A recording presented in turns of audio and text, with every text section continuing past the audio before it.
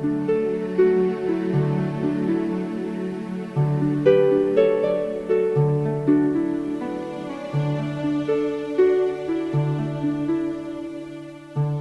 Road Not Taken by Robert Frost. Two roads diverged in a yellow wood, and sorry I could not travel both, and be one traveler. Long I stood, and looked down one as far as I could, to where it bent in the undergrowth.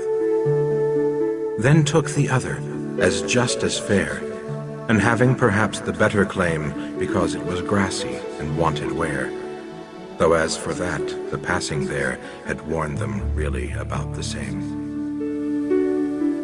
And both that morning equally lay, in leaves no step had trodden black. Oh, I kept the first for another day, yet knowing how way leads on to way, I doubted if I should ever come back. I shall be telling this with a sigh, somewhere ages and ages hence. Two roads diverged in a wood, and I took the one less traveled by, and that has made all the difference.